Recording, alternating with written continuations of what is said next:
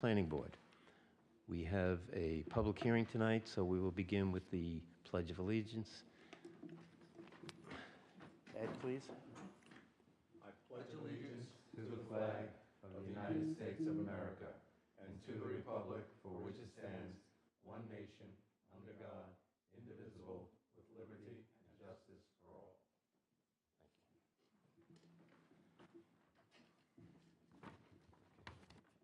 Before we begin the meeting, I need to read this into the minutes. The Planning Board shall have the right to rely on any information that is presented by the applicant. If any such information is later found to be inaccurate or incorrect, the Planning Board may determine that any approvals, building permits, or other actions previously granted in connection with the application are null and void. Can you take attendance? Yeah, just unmute me. Okay.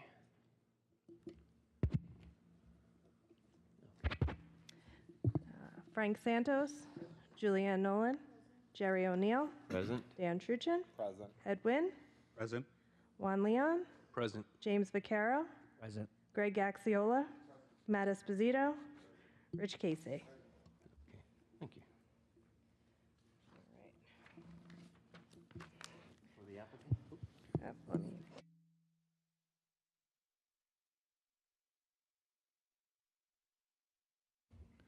I'm also here with Dan Pedersen. Sorry. I'm here with Dan Pedersen from Bowler Engineering and Ethan Shakowski from Atlantic Traffic. I also have some submissions to help you. Yep. I'm going to call the application. Okay. So the first item on the agenda is public hearing site plan review, bar restaurant, job number 23-21AF, Polo Camparo of New York, LLC, proposes to demolish an existing structure in order to construct a one-story, 2,598 square foot, 60-seat Polo Camparo restaurant with drive-through along with associated site improvements. Before we begin.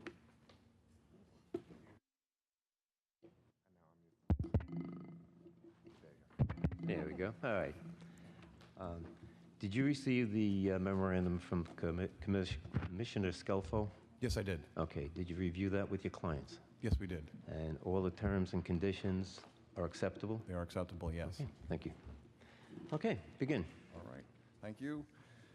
As I said, we're here for a site plan and a special exception to replace a 960 square foot Checkers, which with 2 drive-throughs, with a 2,600 square foot restaurant with 1 drive-through.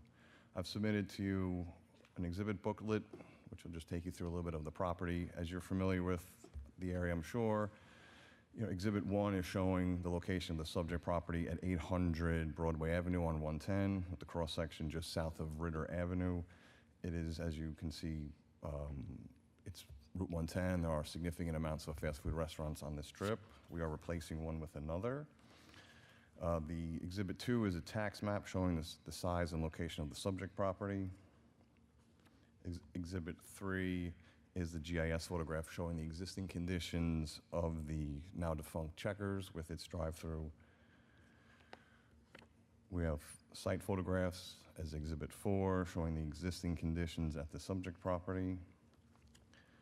Exhibit 5 is the survey of the existing conditions, or the entranceways are shown on both Broadway and Ritter Avenue.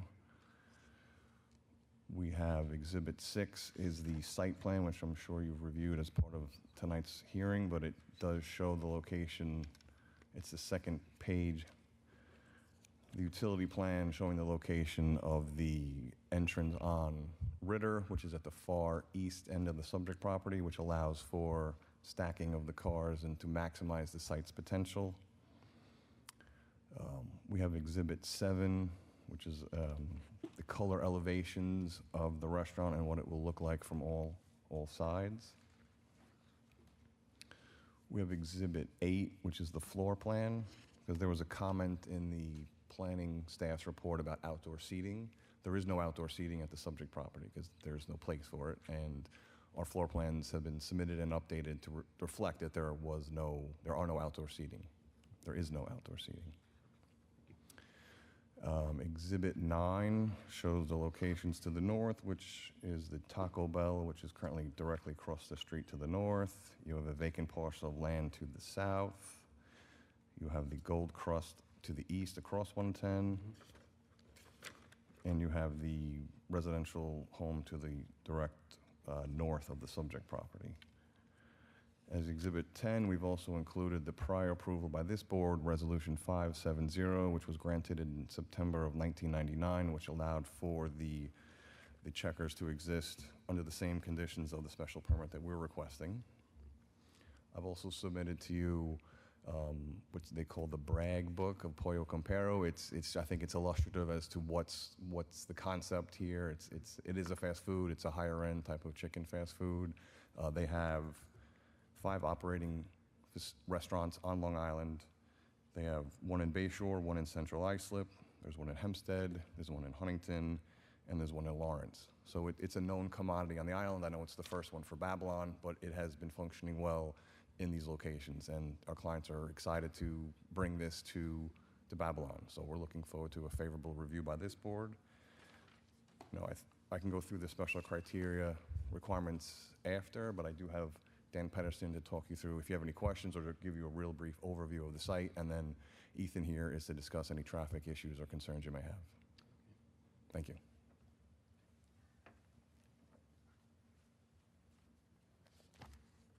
All right. Good evening, Chairman, members of the board. Dan Pedersen, Bowler Engineering, 275 Broad Hollow Road, Melville, New York. Do you swear to tell the truth, the whole truth, and nothing but the truth? I do. Okay. Proceed. So as John mentioned, Pollo Campero intends to demolish the existing Checkers restaurant and raise the entire site for the construction of a 2,598 square foot Pollo Campero restaurant with 60 interior seats and a drive-through lane. The site will also provide 28 parking stalls and a dedicated loading zone opposite the front doors approximate to Ritter Avenue. The loading zone in the site can accommodate a single unit 40-foot long truck. That's the maximum truck that we can get through the site. We've run that by Pollo's operations, and they are agreeable to that size truck, so there won't be any tractor trailers going through this site. We are also proposing an isolated drive-through lane, which is becoming more common in the drive-through industry. It's similar to the Taco Bell across the street. What that allows us to do is allows us to restrict the commingling of the drive-through traffic with the parking traffic. It's a much safer and more efficient drive-through operation. So the drive-through entrance is located opposite the driveway on Ritter Avenue. That's the furthest place to the west on the site.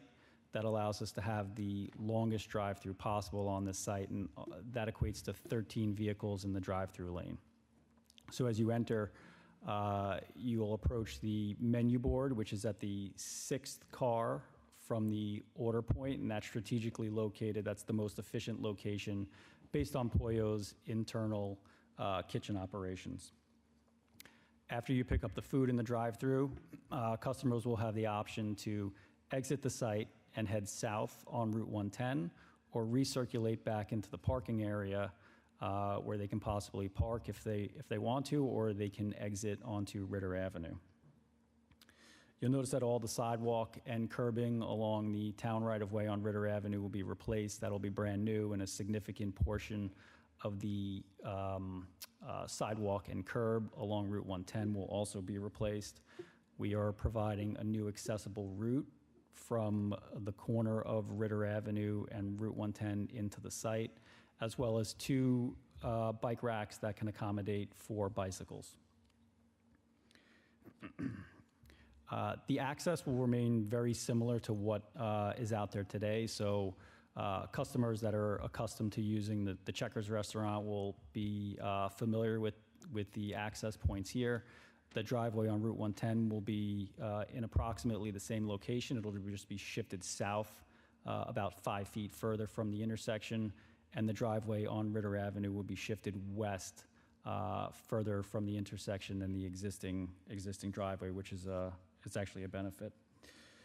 So the site will be attractively landscaped. We'll be providing over 100 arborvitae along the south property line and the west property line to screen those residential properties. At the time of planting, they will be about 5 or 6 feet in height, and they have a growth rate of about 1 to 3 feet a year. So in several years, the site's going to be substantially screened from those residential properties. It's a significant improvement over what's out there today. We also have headlight screening at the drive-through lane. So cars that pull in opposite the drive-through, there's some headlight screening. There's some yews, and then also along Ritter Avenue, there's a significant hedgerow of yews as well. And interspersed with the hedgerow are going to be some flowering dogwood trees along Ritter Avenue. We do have some garden areas throughout the site. One is kind of centrally located, kind of looks like a bean right there on Ritter Avenue. So that's a perennial and ornamental flower bed. There's another one at the hard corner of Ritter Ave and Route 110. And then there are a couple kind of flanking the driveway on Route 110 to the north-south and just east of the building. In addition to the landscape screening on the south and west side, we are going to be replacing the existing dilapidated chain link fence. We're proposing a similar fence, chain link with vinyl privacy slats all along the south and west property lines. With respect to lighting, obviously we're going to be using LED lights. There'll be pole-mounted lights. The poles are 16 feet and 20 feet. 20 feet is the maximum permitted light pole height, so we won't be exceeding that. And I will point out that we have made applications to the Health Department and New York State DOT. They're in receipt of those applications. They're currently under review. We don't have comments yet, but we don't anticipate any major issues based on those applications. If you have any questions about the site, I'd be happy to answer them. I don't. You hit a couple of my favorite points already. But for the rest of the board, do you have any questions? Juan? Hi, good afternoon. Can you tell me a little bit about what's going on the northeast corner? It looks like there's a little bit of a walkway, and does it connect with the sidewalk? Is that what's going on there? Yeah, so there's a portion of the northeast corner that's actually going to be dedicated to the DOT.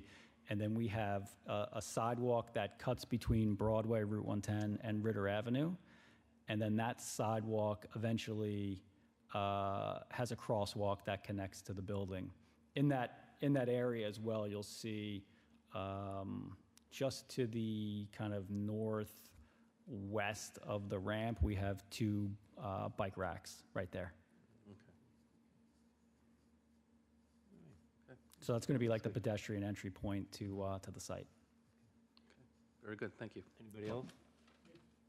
Yeah, Frank? West. Yes. How far is that off of the block that's west of that?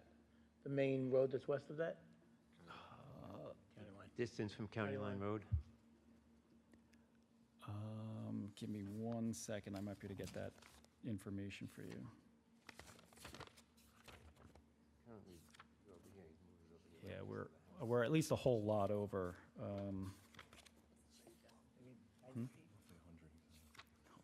Roughly 100 feet. Yeah. Here we go. Yeah, okay. Yeah. Are you concerned about the left Considering Left pedestrian turn. lane coming up, going east, Yeah. so that you have that major stores that are coming out of the back end of the back shopping end of the center? store, the shopping center, and a lot of people use that road. They do. And I'm thinking of the people making the right turn all the way to the west and backing up the traffic where that light is on the corner of County Line and That's a Ritter. good thing. There is someone here for We have a traffic. We'll get to that. engineer here. We have traffic expert. Yep. to- Okay, yeah, we have a couple of questions on that one. Thank you. Anyone else from the board? Is there someone who can give us a little rundown on the operation of how this restaurant works, number of employees? I understand it's a bar restaurant. It's not a bar restaurant. This is a fast food restaurant. There will be no alcohol served. Their hours of operation are from 10 a.m. to 10 p.m. during the weekdays and 9 a.m. to 10 p.m. during the weekends. Okay. So that's typical operation of a typical fast food restaurant. All right. All right. And we can bring our traffic expert Ready up. for traffic? Yes, please. Unless you have another question. So you did say no seats, correct? There are no and- outdoor seating. Okay, because your There- site plan still reflects 60 seats. That was a prior iteration, and based on the town's comments. 60 indoor. Oh, there's 60 indoor seats, 60 Oh, seats, no okay. outdoor seats. I'm sorry. Okay, thank you for the clarification. Sure. The outdoor seats that are there now from Checkers, they're going to be removed? That is correct. Yes. Okay. How you doing? Hey. Ethan Chikoski. Name and address, please. Yep. Ethan Chikoski. I'm with Atlantic Traffic and Design. We're at 275 Broad Hollow Road, Melville, New York. Okay. You swear to tell the truth, whole truth, nothing but the truth. I do. Okay, proceed. So we prepared a traffic statement for the site. I believe it was just submitted to the board. It was dated July 19th, 2023. We took a look at the cumulative impacts of the site redevelopment at the former Checkers. I'll try not to hit too many of the same points, but the site, as was mentioned, was occupied by a Checkers restaurant with 2 drive-through lanes right along Broadway, New York Route 110, which I'm sure everyone is familiar with. Broadway is a principal arterial under state DOT jurisdiction. As was described, the plans have already been submitted to the state for review. We've yet to receive any comments. In the proposed condition, we'd be replacing the Checkers with a approximately 2,600 square foot Pollo Comparo restaurant with 60 indoor seats. The layout of the site improves on the Checkers site by locating the restaurant and site circulation, such as sort of a counterclockwise movement, and it allows for basically as much drive-through capacity as they could fit on the site. So the more capacity for the drive-through, the less likelihood you're going to queue onto the adjacent roadways. We looked at the proposed trip generation for the size of the restaurant compared to the existing use, compared to the existing Checkers and a restaurant of that size. You generate about, during a peak demand on a Saturday midday, about 45 more vehicles in an hour compared to the existing use. Typically, the state DOT considers an increase of 100 additional trips a significant impact that warrants greater study. However, we did continue to look at other aspects of the site, including the drive-through, to ensure that it was capable of handling the anticipated demand without affecting the adjacent roadways. If you look, measured from the pickup window, our site can accommodate about 250 feet of queuing, which equates to about 13 vehicles before impacting site circulation. You can fit a couple more cars before you hit Ritter Avenue, about 300 feet in total from the pickup window. And then we measured 21 vehicles, or about 530 feet, before you're impacting New York Route 110. So, like I said, the whole idea is to really have an optimized layout, and Dan touched on this a little bit too, so that you're separating the parking operations from the drive-through circulation, and you're allowing as much space as possible to prevent the likelihood of queuing onto the adjacent roadways. We studied a couple of Pollo Comparo restaurants with drive-throughs. Based on that research that we conducted, they actually had a max of about 4 vehicles in the drive-through. It's really more of a dining room heavy operation, from my understanding. So we think there's going to be more than sufficient room for the drive-through queue on this site. I also took a look at the other fast food restaurants along this corridor, specifically the Taco Bell, McDonald's, KFC, just north of this site. The Taco Bell on the other side of Ritter Avenue, it's got about 120 feet of drive-through capacity, which is about half of what we're proposing here. And then the McDonald's has about 190, which is about 3/4 of what we're proposing here. And then the KFC is 150, at about 60%. So that's just to point out that you know, as was described, that we're really trying to optimize the space on site to really decrease the likelihood of impacting the adjacent roadway. We also took a look at the parking. We studied an existing Pollo Comparo restaurant in Islip. We found that at maximum, they were parked about 27 stalls on site for, when we do parking demand, we typically look at the number of seats, you know, because that's what generates the parking. We observed a rate of 27 parked cars for 82 seats in that restaurant, which equates to about 20 parking stalls for our proposed 60-seat restaurant. So about 71% of the site would be parked according to our calculations. And that's pretty consistent with industry standards for fast food restaurants. They're usually about 2 to 3 seats per parking stall. That would be about, you know, per every 3 seats, 1 parking stall. So, and we have 28 on this site, so we think it's more than going to accommodate the parking. So, you know, based on everything I described here and also the enhancement of the ADA accessibility, I think this is an improvement on the existing condition. I think the proposed site can accommodate the drive-through queuing and parking. I think there was a question about the relocation of the driveway. Dan mentioned that we're moving it further away from the signalized intersection with 110, which is generally preferred. You know, you want it a little further from the major intersections. We're still over 100 feet from the side road to the west. 100 feet's generally the minimum you'd want to be from a signalized intersection. That allows you to queue about 5 vehicles before you're impacting the intersection. I think with the right turn movement, that's more than sufficient. But I'm happy to answer any other questions. So when you did your traffic study, how many anticipated visits are you expecting off of Route 110 as opposed to River Avenue?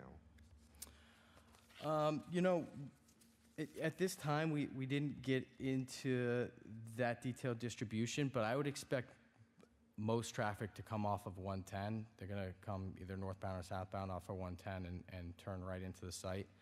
I don't have an exact number, but I would anticipate that about 50% of drive-through traffic or of traffic for a drive-through facility is what's known as pass-by use. So that means you're already traveling on the roadway, you see the restaurant, you turn over, and you get your food and you keep going, as opposed to a new trip. So, you know, you made a trip to go there from your house. It's not just on your commute or whatever. So with most of that traffic being passed by, I would think that most traffic will come from 110 because you have about 44,000 vehicles per day on average on that roadway. So it's where you're going to get most of your traffic. Then my next question is, the assumption is that everyone's going to be exiting onto 110. Have we looked at how much additional volume would be going either westbound or eastbound on Ritter Avenue? And if you haven't, did you observe that from the Taco Bell across the street or no? We haven't done a study of the Taco Bell across the street at this time, but if you look at the layout of the site, I think it's a pretty good assumption that most traffic out of the drive-through will just opt to go southbound on 110 if they need to, so they wouldn't need to travel back to 110. And then I don't have an exact figure for the amount of traffic that might travel back onto Ritter Avenue, but... and the reason why I asked is that Ritter Avenue gets backed up all the way to the County Line Road because everyone's cutting through who are coming through the shops or coming from what was, you know, other properties over there. I used to work in this area, and that's the way I would go home, and I would get stuck at those 2 lights. Yeah. So that becomes an intersection of congestion. So if people are going into that to head to their community because they're picking up food on their way home, that's something of interest that I would have liked to have seen. But that's it. Are you talking about a left turn? The left turn. Out of, Specifically the left turn to go northbound on Route 110. no, left turn to go over to Ritter Avenue, there's Go west on Ritter. To go west. Yeah, there's a large west. residential Sure. area that runs up and down County Line Road. And from the picture we're looking at here, you've got 3 cars stacked up. Maybe you'll have 4 by the time you'll be right across from your driveway. You know how rude people are when it comes to traffic behavior. And if they see cars lined up going west towards the County Line Road, they're going to stick their nose out there and block traffic. I'm a little concerned about a left turn coming out of the back end of that. Sure. Yeah, I mean, it's something we can look into.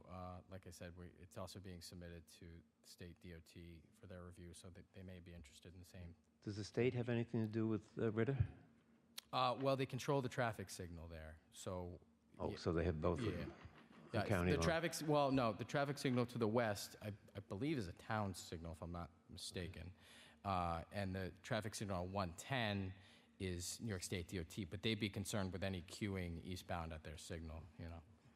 I just want to add, if it's necessary, if you'd like, we can supplement that. If that's a concern for the board, we can obviously have that considered. So if that's something the board wants, we can definitely Yeah, do I'd that. like more information on that.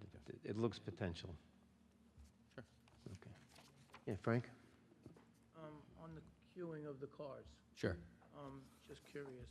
So right now, the way it's set up, if you're on the queue, you can't get around to get out. Is that correct? Unfortunately, due to the constraints of the site, to get the parking that we needed on site and to get the queue,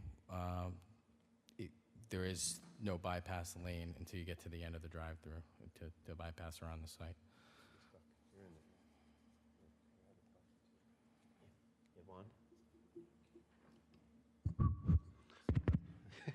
Yes, I actually had the same concern as Frank. So I guess my question is, are the other sites that you operate, do they have a queue this large? Not the sites that we observed. We can ask Pollo if they've seen that type of demand. Well, right, that's why I'm asking. Yeah. The other Pollo sites, do they have a queue similar to this, where once you get in, you cannot exit? Or just the general length of the queue? Yeah, I think to answer your question, what Pollo was considering, based on the length of this site, they wanted to make sure we could stack more than enough. I know the difficulty is then if you're stuck, you can't get out. But the idea is, in my past experience with Starbucks and a lot of these places, you do have a bypass lane.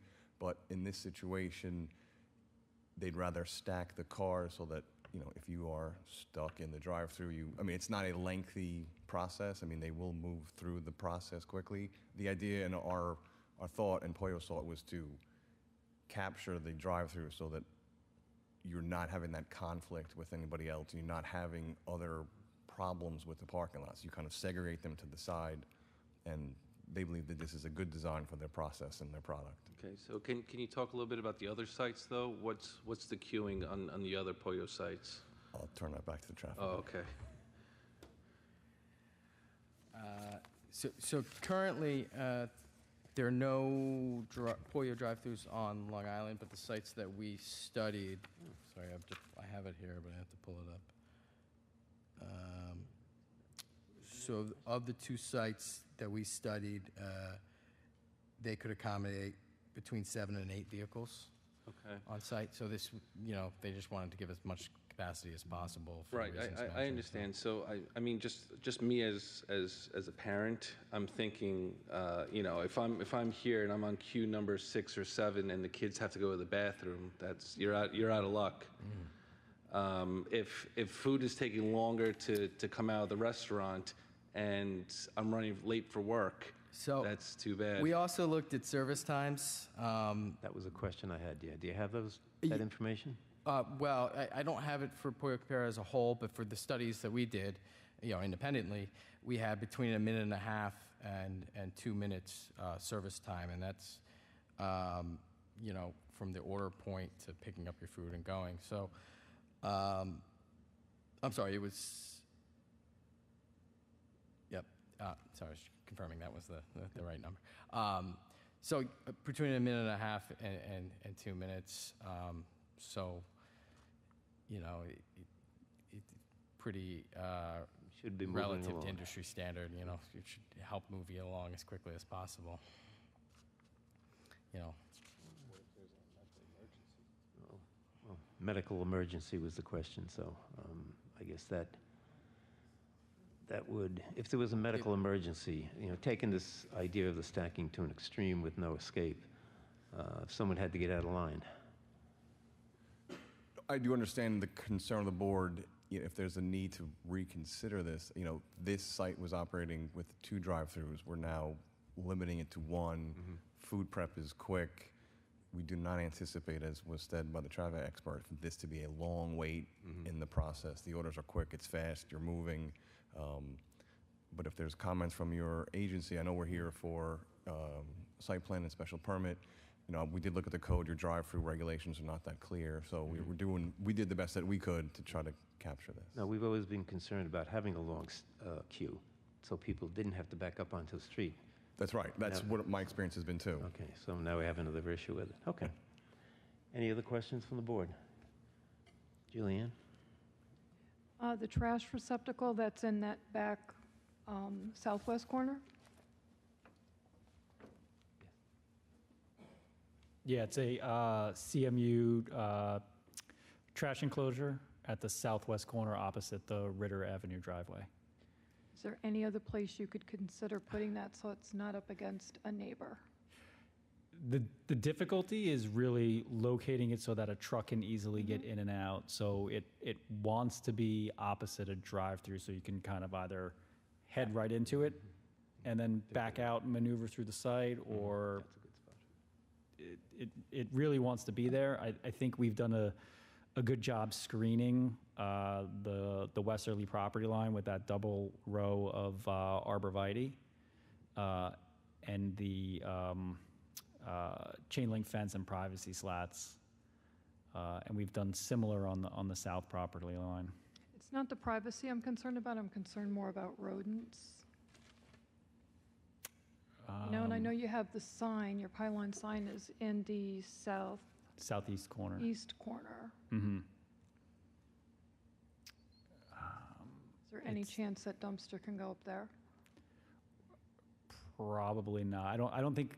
I'll say I don't think we would be able to get a truck in and out of there. We can't get a truck through the drive-through lane. We have clearance requirements. So as you enter the drive-through lane, we have a clearance bar alerting drivers of large vehicles that they can't go through the drive-through lane. What is your clearance height in the drive-through? I would have to check, but it's typically under 10 feet. And the refuge trucks approach 12, 13 feet. And that's mostly to protect the canopy and the awning on the back of the building where you're picking your food up from. I also think that if we put the trash enclosure up in that corner on Broadway, we might have some sight line issues. You know, there may be an opportunity to kind of catty corner it, but unfortunately, the next best location would probably be where we have that kind of landscaped area centrally located on Ritter Avenue, right up on the front, which we wanted to avoid. Well, you could fully enclose it there also. Put some shrubbery around it or something. I mean, if it has the privacy gate, you know, the fencing. What do you mean by fully enclosed? Well, if you have the fencing around it, the privacy fencing, Mhm. that usually does go around the dumpsters, you could relocate it there. Is that something that the board would want it up on Ritter Ave? If it were to be moved there, what would the flow of the truck be? Would it be coming off 110 or would it be coming off the side road? So the way we've run the refuge truck is off of 110 and then pulling into the trash enclosure. I think we have it. yeah, that's the one showing. Yeah. I would think Ritter. Yeah, coming off Ritter. Maybe, can you point to that? Yeah. If you see on this exhibit here, I'm very close And- if you need, it's coming off of 110, pulling in. This is the Oh, it is, huh? and pulling. Okay. So it's nice to have that extra space to put back in there. Where was this So if it's here, if he's still pulling in here and you put it here, he could still back in and get it there, couldn't he? I'm sorry, the refuge trucks don't back in. Don't they pull in and they lift straight above their head and go over? That's what I've seen. I've never seen something that backs in. Yeah, well, 'Cause there's all no the way that a commercial- person can back up with those two arms. Not even if they're the best drivers in the world. Well, they make two different, they make trucks that do both. I would say even if we did, we would do just the 100% reverse of what we have, where they would pull in, depending on what kind of truck, who their carter is, they can pull in off of Ritter and then exit onto Broadway. But the maneuver is basically going to be the same, just in reverse, and that's why that location really, it just logistically, it works with a truck. Well, like Dan said, if it's the truck that has the arms, if you came in off of Ritter and it was in that area that's in the middle of your drawing, yep, and the arms are right there, you lift it up, you put it down, and then you can exit through 110. That's one way. He can't get out to 110. He has to go out Ritter. Well, he can't, oh. Okay, all right, all right. All right, this issue will be reviewed again with the planning department. Okay, good. Thank you. I have one more question. So I love the long driveway for the thing. I'm not going to argue with that. My question is, has there been an idea or plan, since we do live in the Northeast, for plowing? Because if you only have a drive-through slightly larger than what a car would be, where are you going to push the snow that long length? I'm in property management, so this is something that I think of often. Where are you going to push the snow that's also not going to impede people when they go to exit onto 110?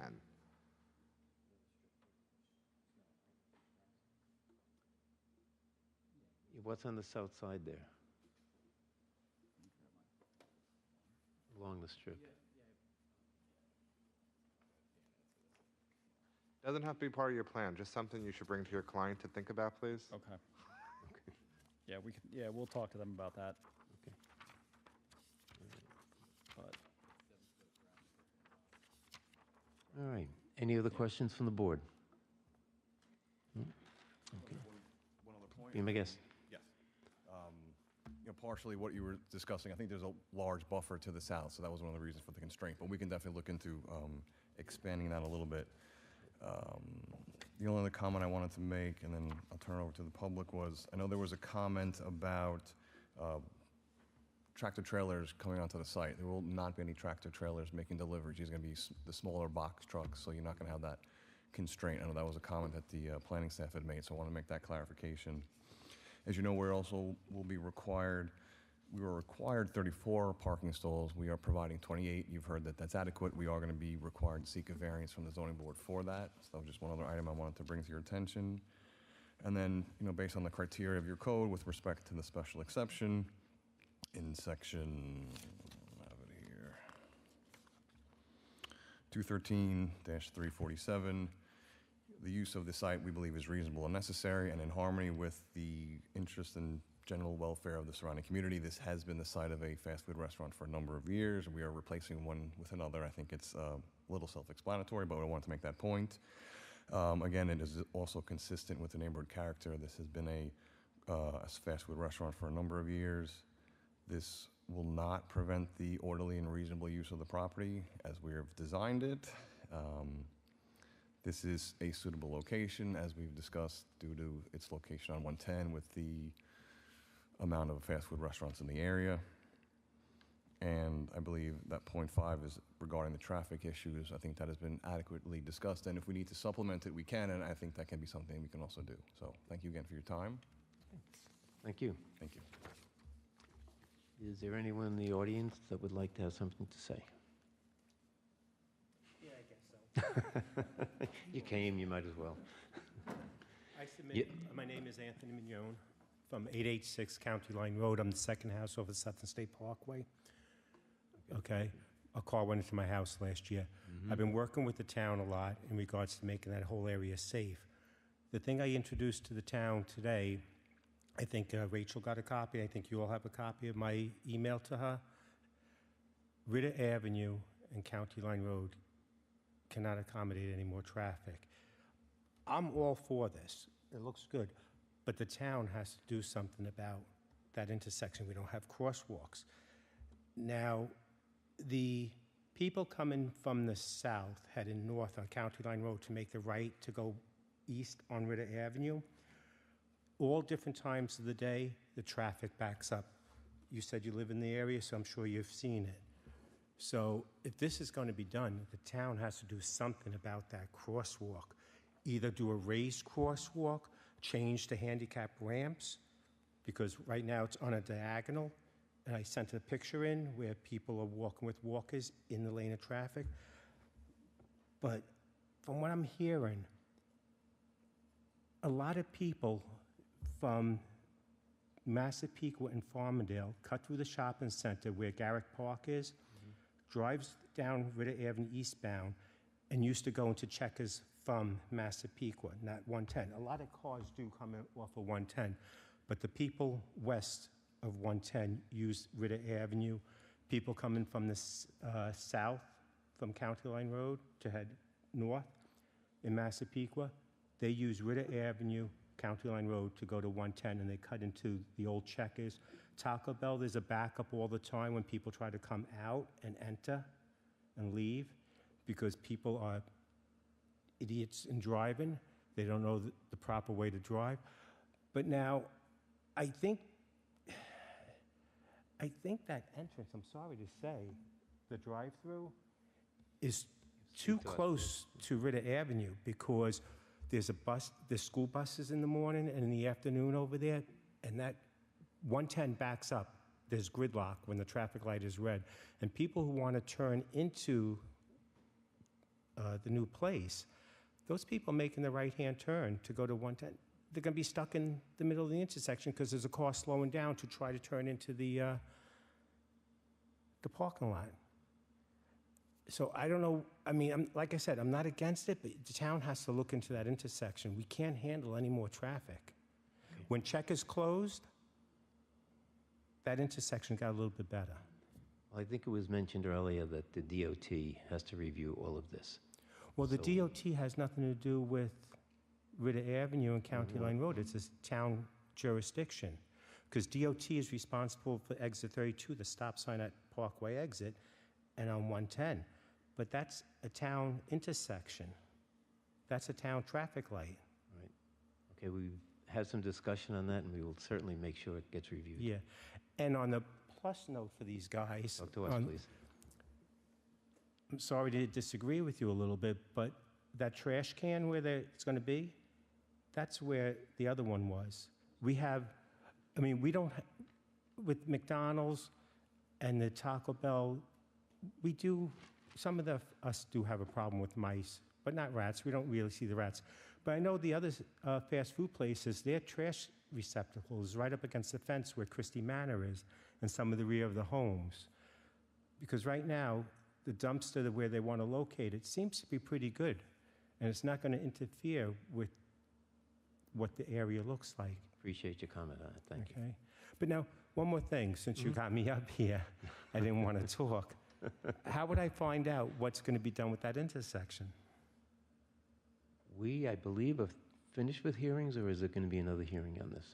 They have to come back to us?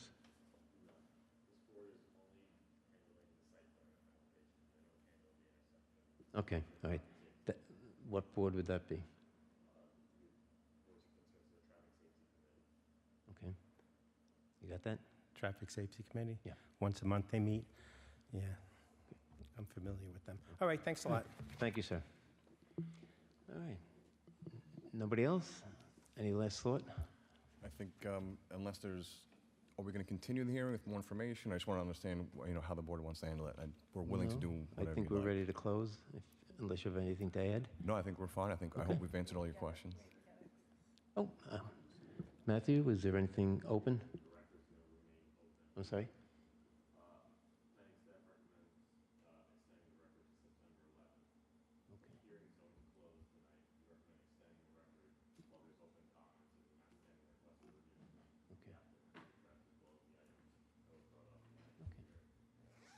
Can I have a motion to extend, Frank? And second? Second. All in favor? Aye. Thank you Good. very much. Have a great evening. Thank you.